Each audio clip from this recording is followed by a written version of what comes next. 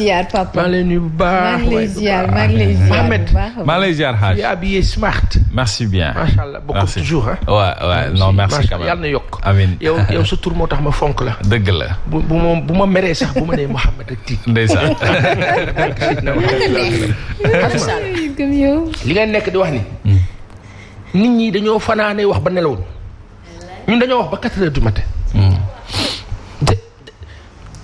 Asma. man ba mu woowee Mohamed wax ñu ngi nuyu suñu papa bi Babacar Diagne. daf ñuy seetaan ay ñu suy. macha allah ñu ngi koy nuyu bu baax. moo ko équipe am yëpp. mais damay wax benn affaire Asma yàlla. est-ce que xam ngeen ni kenn mënul arrêté géej. déedéet day yëngu di dem rek moom. xam nga luy géej. waaw dëgg la de. Asma. dañuy dagg waxtaan bi ci benn affaire. ma am lu ma la wan. waxal MD mu wan la ko. MD ak a xarañ may ma ko. na la ko wan. démb balaa couvre-feu bi nit ñi di ñibbi. ça. lii mooy contamination communautaire. c'est énorme ça c'est. fitna gi lu ko fi jar. no comment no comment balaa ñuy naan dañuy yee fitna ah. non ban yee fitna fii ñoom ñooy yeekatu fitna. ca yàlla lii lan la nii. ça c'est énorme. parce que xam nga lii ban heure la commencé. 17h. 13h. ah bon 13h la commencé. je te dis. 17h la ma ñëpp commencé di kaasal tali bi. merci léegi lii. Paasan balaa may ma foofu rek balaa nga yegg. dama wàcc sama ma femme m'a dit que ne démb j'ai pleuré. nee na ba muy seetaan direct bi avant 21h gis nit ñi di daw di dox amuñu oto. nee na fi mu toog rongañam dafa tuuru. nga xam ne ni yërmande manqué na si réew mi. loolu imagine nga jógee Dakar war a ñibbi banlieue am na ñuy dox. amuñu oto précisé nga jógee Dakar war a ñibbi par exemple ba Mbao wala Grand Mbao. waaw léegi yow sa soxna dafa jooy. billaay xam nga lu tax mu jooy. xol bu rafet. xolu nit la yor sax non xolu nit. est-ce que xam ngeen lan moo manqué ci dëkk bi dañu koy wax léegi ñu naan non ce pays dafa manqué affection tendresse ak compassion. aussi et la vérité c'est un régime qui en est la cause du régime bi nag dafa am nit bu ko jiite. réew nu mu mel kaka jiite la.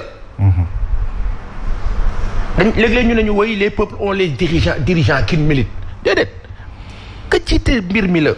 les partisans de Donald Trump ñan lañu ni Trump mel la ñu mel quand on regarde par exemple nos débats télévisés ba démb sama xarit bi Pape Sène maître Pape maa ngi leen nuyu bu baax. suñu xarit la. quand tu regardes les gens qui viennent représenter le pouvoir on se rappelle le patron de la DER quand il est venu ici di attaquer presque Fatou Abdou ak ñeneen ñi tous les gens qui viennent du régime faire des débats dans nos chaînes de télé partout et sur toutes les chaînes. Ils sont sur la défensive. dañu am benn arrogance ak benn presque du mépris boo xam ni à l'endroit de leurs interlocuteurs da ngay sentir mais il faut que gars yi ñu calmer wu tuuti ñuy am le sens de l'affectivité c'est-à-dire di yëg ne que ay nit la ñu amal affaire que du affaire u bon nous allons vacciner du affaire u jël imposer dara. waxtaan ba jubóo la daal affaire yu yëg la mais xasma bu ma la fekkee fi nga toog duggee fii ñëw fekk la nga toog ne la jox ma defal ma lii kon nga xam. yow la ngay def parce que yëg parce que li ma la onde bi ma la jox. transmettre moom nga may delloo te muy dëgg. mais on a un pouvoir qui presque am na terme yoo xam ne mënuñu ko utiliser ci télé mais bu nekkoon en privé la j'aurais pu utiliser ça parce que léegi fi ngay toll la xasma. mais est-ce qu'il pense à nos enfants comment comprendre couvre-feu. mais le Sénégal est-ce que Sénégal rek moo nekk ci Afrique. ci bi maanaam ci coowu coronavirus Sénégal comme Thiapatiouli comme dëkk boo xam dañ ne le docteur Thior pourquoi on ne veut pas écouter le docteur Thior. pourquoi des médecins disent un médecin contredit non on veut pas l'écouter. pourquoi xam ni lu ngeen lu ngeen xam-xam ba ngeen yor la am yéen a bokk jàngandoo. yéen a defandoo ni ngeen xamee la xamee mais pourquoi ngeen teg benn thèse gëmloo ñu ko moom mu teg antithèse pourquoi le président de la République war a toog ci télé bi di jàkkaarloo Sénégalais yi naan ñi nga xam ne dañuy toog ci réseaux sociaux yi et cetera réseaux sociaux yi nit yooyu bu dul woon ñoom doo falu. c'est vrai aussi. il faut que les gens aussi et encore xasuma benn affaire laa bëgg a wax ma wax ko fii tey. waaw. il faut que match football bi am ci biir presse bi dañu koy wax ni ñuy interpeller nos confrères. match football bi am ci biir presse bi. Mohamed. il y a énormément d'argent qui circule dans ce pays énormément d'argent qui circule dans ce pays. Sénégal ku toog ne la Sénégal amul xaalis daf lay wax lu ko neex. xaalis bu bëree ngi fi mais à profit wala au profit de benn France. mais France boobu tey ñoom seen calcul ak seen i wax ak seen lépp seen i intérêt la.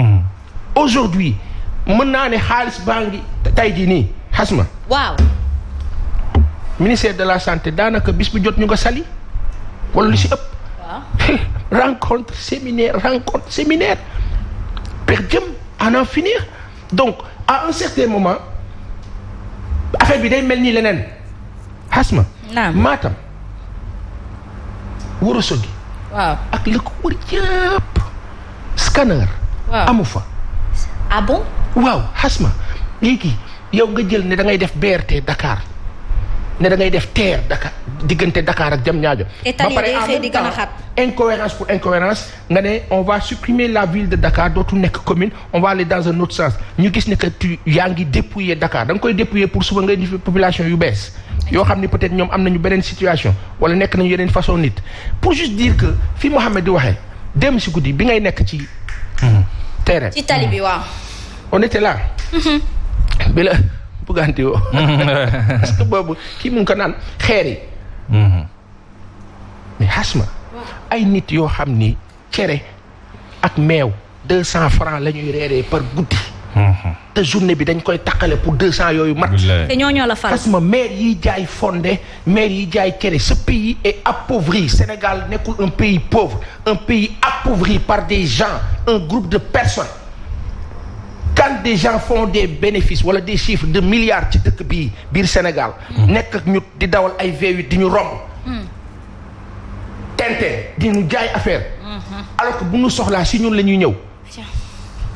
fa la yam. Mouhamed Diop. da nga ko doon wax sànq professeur Danfakha yow mi teewal fii lii di développement personnel maanaam gëstul sa bopp ak naka nga mën a yokkoo ci sa bopp ñu gis ne ni démb gune yi MD boo ma mënee may image yi wàcc nañ ci tali bi. naqarlu ak ñaxtu ak bañ lii di couvre-feu bi président de la République boole ak état d'urgence bi mu décrété kon tey jii nii ndaw yi dëgg la Yacine Seck wax na ko tantôt dañu war a xam ne ni feebar bi ci dajaloo bi ñuy dajaloo ñoom bu contamination di am ñoom ñooy lor seen bopp te fu ñuy waxee foofu du ni ñu ànd ak nguur ñoom la ñu àndal parce que dañoo bëgg ñu sàmm leen ndaxte mardi taali bu ñu dajaloo ba feebar bi gën a yokk fii obligatoirement on se mettra nous-mêmes dans la situation d'accepter ou d'être obligé d'accepter le vaccin alors qu'on peut l'éviter waaye tamit nguur gi pour le juste milieu aujourd'hui ñoom waruñu mën a gën a jege askan bi waxtaan ak ñoom expliquer leen de façon fluide et compassionnelle li nga xamante ni moom moo di fi ñu toll ñoom ak fi réew mi toll. waaw xam nga déjà première chose bi may wax mooy li may constater Sénégal sunu njiit yi du ñu wax ak askan bi. xam nga Mohamed li nga wax léegi je suis solidaire de toi franchement dañ laa tooñ. dañ ko tooñ. parce que man démb daal je suivais ça en direct. te jaaruma ci benn télévision. su WhatsApp laay toog. sama groupe WhatsApp ñetti groupe WhatsApp la am. très bien ci groupe WhatsApp yi booy dañuy génn ci tali bi di filmer di ko jaarale.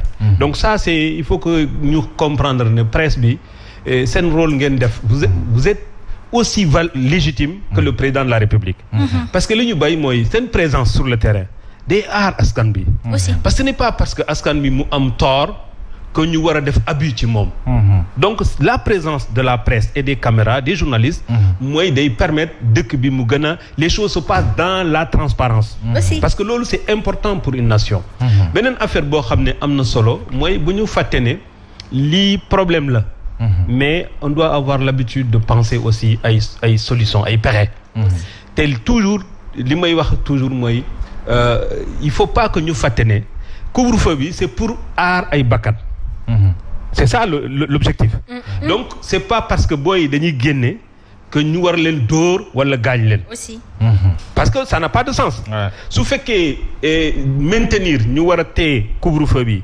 dafay indi ay problème bakkan wala ay problème gaañu-gaañu tem ñu lever ko parce que suñu bàyyee bas mi du def dégâts yu mel noonu donc ça veut dire toujours ñu xam est-ce que jar na ko donc ça c'est déjà le dernier point boo xam ne dama koy wax mooy na nguur gi nañu dem jëli borom xam-xam yi il y a des sociologues dans ce pays-là ñoo xam ne bu problème amoon ay Congo ay Kinshasa sunu gaa yooyu la jël ay anthropologue ñoom ñoo fa nekk nañu réquisitionner borom xam-xam yi ñu xelel leen absolument pour que ñu xam li ñu war a def ak yi ñu war a teg pour ñu bañ a am masiba wax ne dina doy waar un dernier point Asma li nga xam ne lii njëriñu askan bi la askan bi di ko bañ alors moi j'ai peur pour le pays parce que suba suñu ñëwee fii di indi ay affaire troisième mandat man ragal naa moo tax ma ne nañ décortiquer message bi loolu laa doon wax c'est très important c'est un signal c'est un signal gis ngeen li dig ñi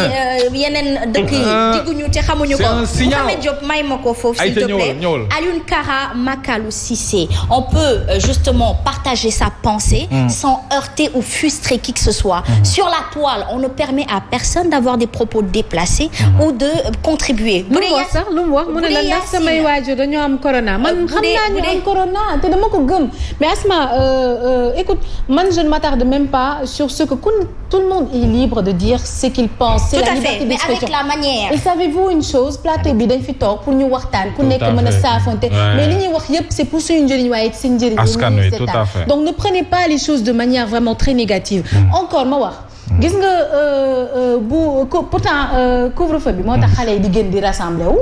bu couvre-feu amul woon est-ce que ku nekk dina rassembler wu. et puis ba pare sax nag Yacine balaa couvre-feu et moi je l'ai tantôt dit hier ici sur le plateau mooy que balaa couvre-feu bi seddaay bi taxoon na ba 21h 22h loolu woon nañu et que les déjà li Pape Assane lii di embouteillage yi dafay tax nit ñi dajaloo virus bi serré lii di virus bi dafay tax ki ka am mu ñàkk koo xam dina ko wàllu ñëpp donc contamination communautaire xam nga cas communautaire lañ daan xam nga ni ñii di buuxante ku ci am ñii di buuxante nii Pa Assane wane vidéo bi ñii nii ku ci tey jii nii ku ci am ku fi nekk cas communautaire contaminé nga ñu bari lii ku ci am virus bi tey saawaay maari day taali wàll nga ko ñu bari et que justement nañu sottante xalaat on est pour la réussite comme Pape Assane le dit souvent du gouvernement du régime au pouvoir aujourd'hui dañu leen bëggal ndam parce que seen ndam mooy suñu ndam ndaxte Sénégal benn bopp la kenn mënu ko xar ñaar nañu bàyyi réeroo bi on perd du temps occupons-nous justement de ce qui pourrait nous faire gagner du temps tantôt professeur l'aurait dit bu dee yow tu te rends compte que tu as du mal à communiquer avec ta population avec tes citoyens avec ñi nga xamante ni ñoom ñoo la fal da ngay jël ay sociologues ay narrateurs culturels ils savent comment parler à tout un chacun ils savent quel langage utiliser parce qu'ils ont étudié la psychologie de l'être humain ils savent quoi réveiller pour réveiller l'esprit de responsabilité et d'engagement vis-à-vis de ces citoyens-là les Sénégalais pensent aujourd'hui Pape Assane que ils sont menacés ils sont offusqués ils sont frustrés Mouhamed Diop bu génnee def direct édition spéciale ñu ne ko dafay yee fitna léegi en le disant en le pointant du doigt tu réveilles justement fitna boobu ci moom parce que bu fekkee ni amul ngor deuxième kii de ama denaan xaaral ma defanteeg moom léegi nag mu dem jël beneen tournure il faut qu'on arrête de penser à nous-mêmes il faut qu'on pense aux Sénégalais Pape Assane il faut qu'ils arrêtent ku arrêté wul yàlla arrêté là on est sensationnel là on est très sensationnel sur ce plateau léegi benn c'est vrai Yacine a raison de parler de sensationnalité c'est le contexte aussi et surtout fi Sénégal toll xam nga li boo nee nit du ma joteeg yow wala maag yow du ñu mës a xuloo mooy du ngeen sore tey jii nii su ma bëggee xool benn Yacine mii ne ko Yaas maag yow du ñu jote mooy maag moom jël naa décision ne kii bëgguma ànd ak moom mooy du ñu sore ñaar ñu bokk dëkk fokk ñuy jote Sénégal dañu am dëkk bu tudd Sénégal ñu yàlla dogal jaarale ko si ñun dénk ko kii di Macky Sall mais ñun bu ñu jotewul ak Macky Sall kuy jote ak Macky Sall dañuy ñaan yàlla beneen dëkk ñëw jote ak Macky Sall maar day taal yàlla ñun dañuy jote ak moom si kaw dëgg tout à fait tey jii nii on nous reprochera tout ce que les gens voudront mais lu tax ñuy wax journaliste je donne Mohamed Yacine dama bëgg nag yéen ñëpp ngeen xulli ma si bët professeur Asma Mohamed Seydina Mohamed sallallahu alayhi wa sallam lu tax ñuy xool journaliste comme Yacine ne ko opposant la lu tax léegi nga xool Yacine nga ne opposant la sama bokk yee ca RTS sama xarit yee maa leen di nuyu di leen ziar nga xool leen nga ne non ñii ce sont des professionnels et pourtant ils sont aussi partisans que maanaam dëkk Sénégal gis nga ko waxu dëgg wax la sa des. waaw Safaan. dama ne lu tax ñu naan journaliste yii ñii waa Sen TV yéen waaye vous êtes une télé yéen ay opposants ngeen lu tax du ngeen wax RTS télé yéen ñii wax loolu. lu tax du ngeen taxaw ne wooy RTS vous savez yéen vous êtes avec nous. il faut le dire ainsi pour juste dire. lu tax man ma am problème et je le dis je parle à nos confrères. booy joxe information. Mohamed su ñëwee ne waa Sénégal waa ñaari tali jóg nañu de bu yeboo ngeen jóg de Mohamed mu ngi influencé. foofu ça pose problème. et Mohamed bu ne waa Sénégal yëg ngeen ne waa ñaari tali ñu ngi yëngu. incité wu dafa leen yëgal dafa leen jox info cette nuance là ni mu amee ci noonu yow léegi yow mi yore nguur nga daan ne attention il faut ngeen arrêter télé bi. noonu nga war a mën a bàyyee xel télévision bii ñëw. nga jàppee ko non day joxe information d'état wala day joxe information ni mu ñëwee moom cette télévision bañ a génne xasma yàlla parce que xasma dafa bokk ci parti politique boo xam ne d'accordul ak yow. de 2012 à maintenant la RTS est devenue une chaîne boo xam ne opposant du fa wax au nom de quoi te opposant boobu di fay impôt bi fay RTS voilà les choses qui se passent d'injuste xasma yàlla xasma comment comprendre Sénégal li xew démb xamalal la maa ngi gis ay nit naan waaw say xale yi dañoo ñàkk yar xama loolu waxi lan la waxi lan la nanu baal mais ku wax bii wax bee loolu waxi munaafiquun la xam nga lan mooy waxi munaafiquun 7e chaudière yàlla ñu ci yàlla musal ni ko sunu maam yi daan waxee safara ba gën a suufe te tàng parce que hypocrisie sunu borom bëgg ko ñaar yoo xam ni ñun dañ ñu ko xamal xëy na nag ñun ci suñu ay actes ñun personnellement ci la ñu dëkk ñu xam ko ñu bañ ko xam mooy wax lu dul dëgg day tas aras waaw ay fen ay nasa ay kàcc day yàq day yëngal aras ku yëngal aras nag mbër nga ku yëngal aras yàlla may na la ak lan ak xama lan gis dëgg bañ ko Sénégal yi dañoo fat dañ den mel ñu xoj mën a tuñu nga boole si tëj xam nga luy tëj nit 21h xam nga ñaata nit ñooy ut dépense diggante 21h ak 5h du matin ñaata nit siirumaan bi nga xam ne taxi la yore siirumaan bi day ñëw ci Pa Assane day daw journée siirumaan bi ci guddi gi lay daw benn mi loo xam ni ci lay am pour dund 2 jours yoo xam ne dina toog du liggéey. Est-ce que cet État-là pense à tous ces gens-là? Aïcha, mais Papa San, ces gens-là aussi, il y a ce qui est la responsabilité citoyenne qui fait de toi un patriote. C'est-à-dire que feebar bi am na. C'est vrai, hein, il faut dénoncer ce que le gouvernement ou le régime au pouvoir fait qui n'est pas bien. Mais il faut qu'il soit et reste conscient de la présence du virus et de la maladie. Mën naa la relâche ci benn affaire. Pas même pas relâche, mën naa la répliquer benn affaire. Man waxuma man. Damaa toog déglu Moussa Thior. waaw. bi nga xam ne xam nañ ko depuis 2009 ca PNLP. ci mbiru xeex si. ñoo bokkoon seconde ba terminale. merci. Une éminence en médecine. C'est bon. Il est hyper bon. En tout cas macha allah waaw léegi yaa ko wax ma toog déglu ko mu ne y a 300 Sénégalais qui meurent par jour par jour il a dit. Je sais pas par jour ou par mois je sais pas. Par jour. Il y a 65 000 morts naturelles par an. Par jour. te du corona moo leen rey. Oui, forcément. Par jour ou par mois je sais pas. Parce qu'avant corona les gens meurent quoi. waaw les gens meurent. léegi loolu du corona. loolu du corona. tous les jours ñu wax ñu fi jógee ndax corona 2 décès 3 décès 5 décès daal nañu ne y a une centaine diggante telle période attention donc virus y a pandémie moom docteur Thior mu ne il n'y a même pas eu une première bay am deuxième vague encore qu'on parle même pas de vague en pandémie. waxuma de. waaw. léegi lu tax kooku li mu wax du compter. technicien de lu tax li mu wax du compter Moussa Thior moo fi njëkk a wax ne nañ leen ba ca couvre-feu bu njëkk nañ leen bàyyi nit ñi ñu circuler. immunité. boo xam ni ñu collectif ñoo koy bokk. mais waa Tugal googu sax seen couvre-feu nii la demee dañ lay bàyyi boo amee urgence nga mun ko doxi comme foofu la ñuy toppandoo. non Asma c'est plus sévère.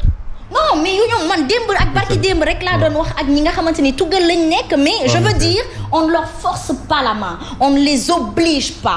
Aujourd'hui le rejet des Sénégalais face à ce couvre-feu ou à la conscientisation de la présence de cette maladie c'est parce qu'ils se sentent oppressés et c'est ce que Papa Assane essaie de nous dire. xam na benn affaire moo fi nekk quand on demande aux Sénégalais comme yow comme man comme Yacine comme Mohamed comme professeur MD ak ñi si des d'être citoyens au même moment les citoyens n'ont pas le droit de dire à cet État wala aux représentants de cet État mais soyez citoyens respectez vos engagements et vos promesses quand vous nous dites que vous faites 5 ans mais respectez nom de Dieu c'est 5 années quand vous nous dites que constitution bi du ngeen ko laalaat mais nom de Dieu respectez ça pourquoi vous avez le droit de ne rien respecter et de nous imposer nous de respecter foofu la mbir mi nekk xam nga xasma ku wax sunu maam seen Cheikh dafa ne waaw kooku bii wax bee encore que les gens arrêtent de dire non moi je suis neutre moi je suis apolitique kuy dund ci société da nga see bokk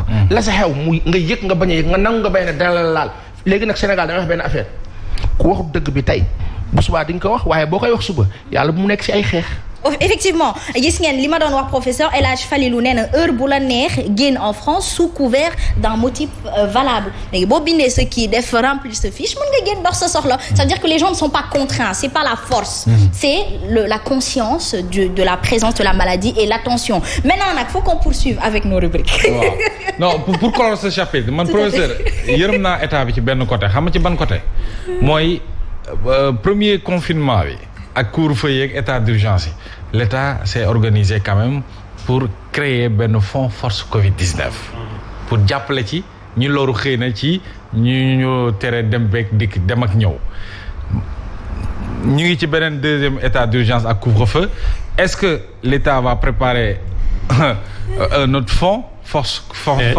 Covid-19 parce que tamit dañoo tëj parce que dañoo tëj état man foofu na état miy jooy ne amagul koppar miy jooy ne nañu ko baal ay detam mi ngi confiné waat mi ngi créé beneen couvre-feu nit ñi dematuñu dikkatuñu xëy na kon peut-être ci wet gi am na enveloppe bu dun bu nga xam ne buñ ci génnee dina jàppale yeneen secteurs yi nga xamante ni quand même affaire bi laal na leen. gars yi nee nañ dañuy lebbi waat waaye maa ngi gis ci benn capture screenshot président de la République toog di wax waaye ki waa ji ne ko kañ ngeen di tàmbali waat séddale ceeb bi man aw moon ci bi passé. nga xam ne nii justement. Émile Ndiaye nee na Pape Assane Asma yéen a ngi yëngal aras de.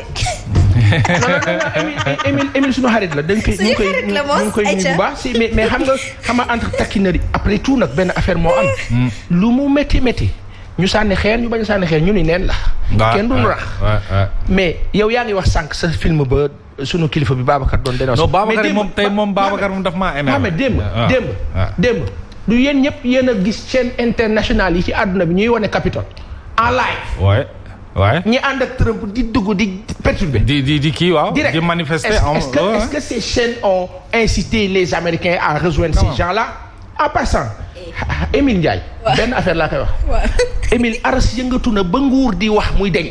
ay waay dëgg. tontu du forox. man bii moom fii lay ndar képpee man dama doon yaatal nii rek defaguma sax éphéméride ngeen may jël nii jël bu njëkk li lan la nii. attention c'est parce que c'est l'actualité aussi on en parle c'est l'actualité on en parle. mais fii la réew mi toll yaa. bàyyi ruube. day ruube. oui ma. te Papa Assane mu la nga bàyyi ruube. te mu formé ma ci. en plus. Asma vaccin. Le Sénégal parle plus du vaccin que l'Occident. non mais attends. baal ma rek yow pro-vaccin. parce que loolu mooy solution non loolu mooy solution. vaccin bi mooy solution. non mooy solution gis nga. virus li ko mën a dindi. li ko mën a xeex. vaccin la amul leneen. depuis 1600. ba chinois yi. inventé vaccin boo koy définir lan la c'est préventif. ma ne non il y a le préventif. il y a le curatif. waaw mais là c'est préventif. d'accord. non loolu mooy solution. waaw d'accord léegi nag. doo baal ma. may naa la ko wala da nga bëgg a dem. te may naa la ko. merci. waaw est-ce que doon éphéméride. waaw lépp ko de léegi mu jot waa ministère léegi ñu gàttandu ma. prof. waaw.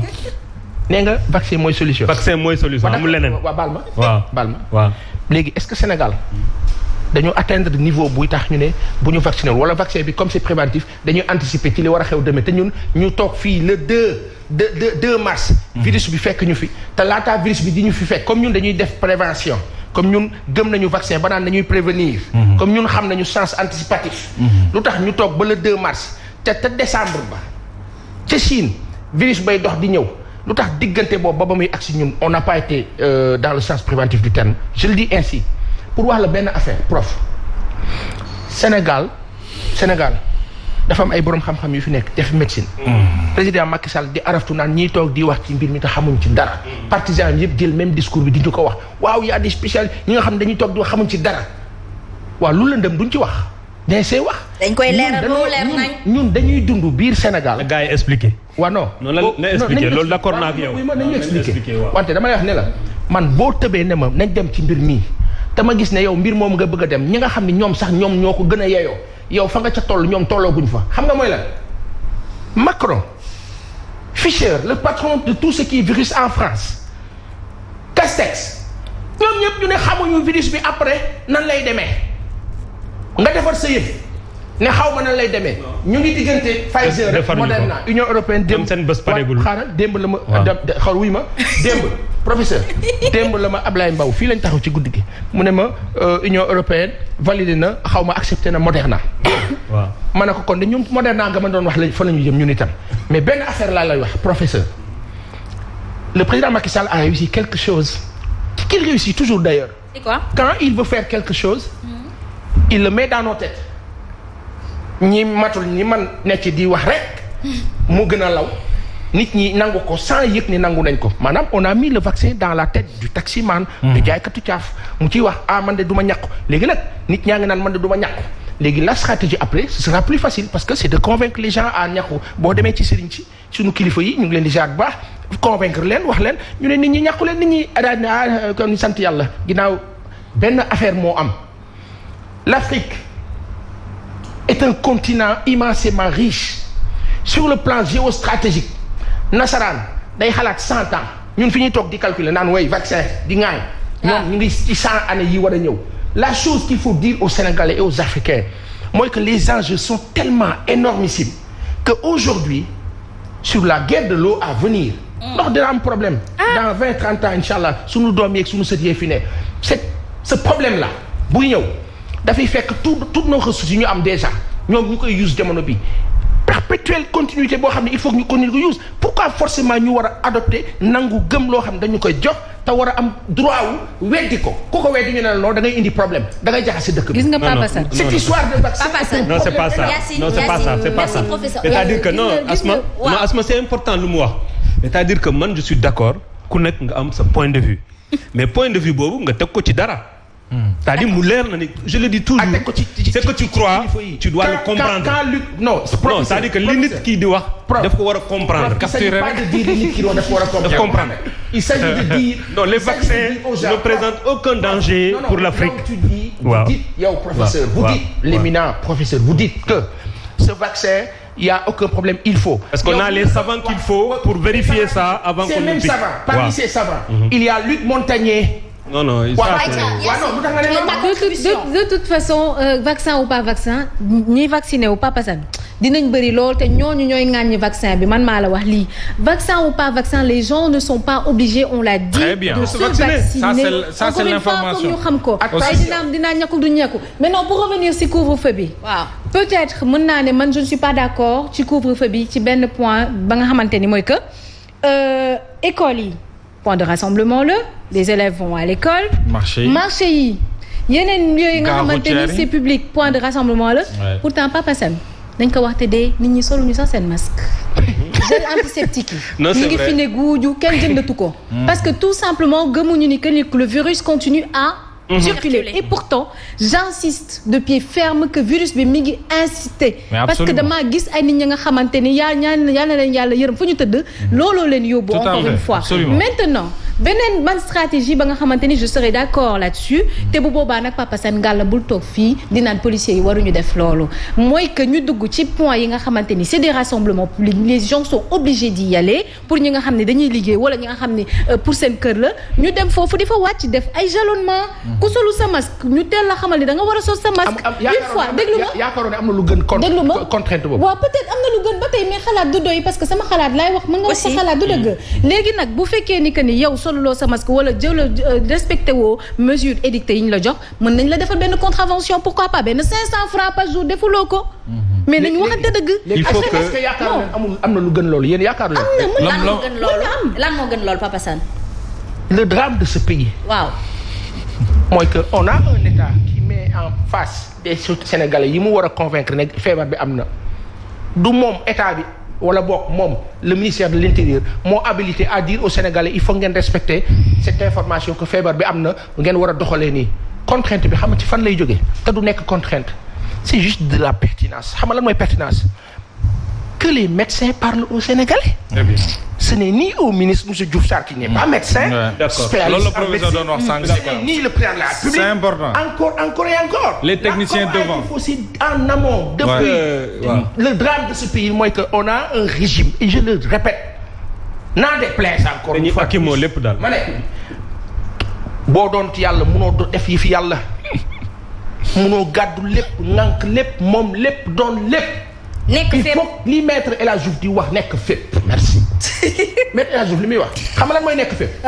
nekk fépp mooy nga jël Atos bi nga xam ni moo nekk fii Sénégal français yi moom ko muy xool suñu communication di ñu contrôler di la informer. mooy nga jël tous les services de renseignement yi nekk ci dëkk bi seen activité du matin au soir xool leen service de renseignement yi fees dell ginnaaw des médias. fii ils sont waaw ça aussi moom dañ koy fàttali wax. mais c'est pas possible. à des médias du matin au soir. c'est révoltant. fii la service renseignement généraux yi fii la ñuy yem. bu ñu xëyee fii la ñuy ñëw ndékki si fii la ñuy añee fii la ñuy reeree service renseignement généraux yi moom dañ fiy fees. mais nag oui am na ku ko wax. fii à des médias. waaw loolu moom remarqué naa ça on le dit ñun xam nañu leen. loolu am na ku ko doon wax tout de suite sur la toile nee na. il faut comprendre que Sen TV des médias n'est pas Bougane Gueye Dany les journalistes de la Sen TV ne sont pas. non mais c'est ça. Bougane amu fi dara. nuance boobu la ñuy am léegi nag ñoom dañ ñoo teg ice. bëgg ñoo tere def suñu liggéey te loolu mënul nekk léegi nag Pape Assane Seck pour revenir justement à la thématique du vaccin ou non vaccin aujourd'hui ci couvre-feu lañ toll. couvre-feu bi bu dee bëccëg le virus bi di dox te guddi dee tëdd nelaw bu yeboo nañu defal suñu lépp guddi te bàyyi bëccëg. ça tout le monde l'a dit.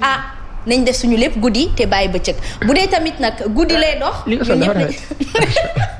xam nga guddi gi lu tax muy métti asma xam nga tax parce que guddi gi da ngay toog. paasa nekk ci suuf njaboot gi ne ci kaw ñee toog ci buntu kër gi ñu xaw a sax dispersé mais boo leen tënkee ñoom ñëpp ñu kii ñun on est les familles africaines ñëpp ñun xamante nañu da ngay gis 100 personnes ci benn néeg wala benn salle wala benn ëtt ñu dajaloo. mais fii non mu ngi wax dajaloo. xam naa peut-être bu ñu déggee loolu bu ñu commencé fi def ronde Mohamed.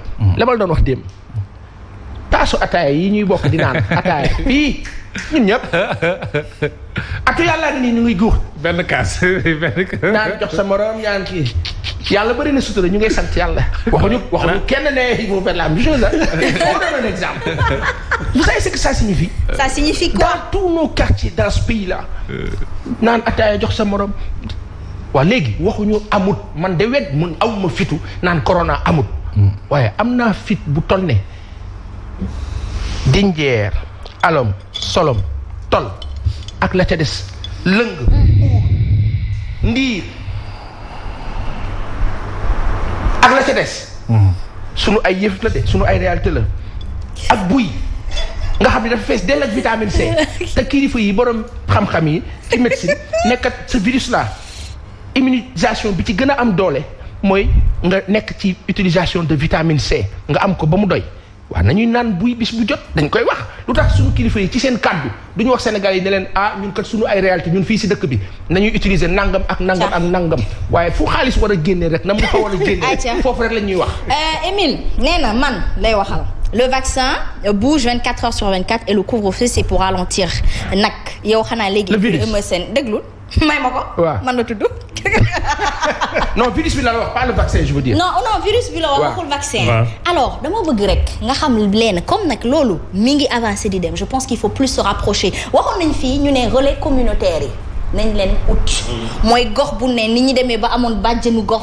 ci ndimbali jigéen yi ñu mën a peut-être espace njur yi wala mën a téye seen sëy yi ni ñu ko defee woon ci socioculturellement noonu lañ ko war a mën a defee ci feebar bii nii parce que feebar bii nii y a un aspect socioculturel aujourd'hui ñëpp a ngi dajaloo kaas ataaya bi Pape Assane wax ni c'est notre culture de bokk c'est notre culture benn boolu añ ñu taaj ko xanaa kon virus bi foofu noonu duñ ko arrêté il faut qu'on arrête aujourd'hui aussi Pape Assane maa ngi ko doon waxtaanee démb ak kenn ma ne ko diw kat du leader man awma leader politique te diw ak diw doyuma bi ma ko waxee mu ne ma non nangam ma ne ko déet da ngeen di bàyyi am seen xalaat di tere nit ki am xalaatam wala boo leen bëggee démystifier ki nga xamante ni moom la nit ki sopp rek da ngeen di génnee loo xamante ni safaan la ci moom ci naturel am pas ci li mu bokk ak askan bi il faut qu'on arrête de voilà on parlait du mépris écurie Eumeu Sène léegi nag Eumeu Sène mbër bu mën a daan la bu mën a bëre boo ko woo ci bëre mu bëree te boo dem ak moom ci entre parenthèses c'est-à-dire ku nekk am na fu mu mënee man nangu naa bokk écurie Eumeu Sène kay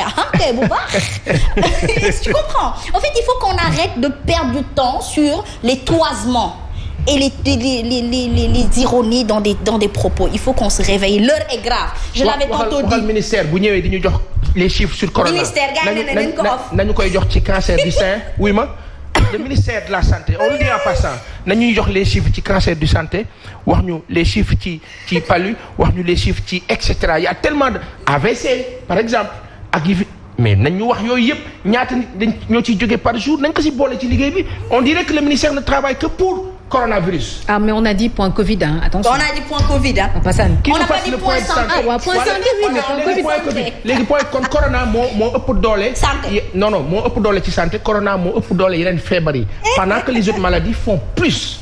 benn affaire laay expliquer xasma yàlla ma tëj foofu xam nga moo la lan. fii Sénégal la. Émile dañ ko war a invité dama bëgg invité Émile. Émile waaw. mais oui ma fii Sénégal la. ñi nga xam ne ñoo ànd ak APR. ànd ak nguur gi. mënuñu wax ba génn ñu si ñun APR la ñu bokk. wuy ma sa beige noir wuy ma mënuñu wax ba génn ñu si xam nga lu tax.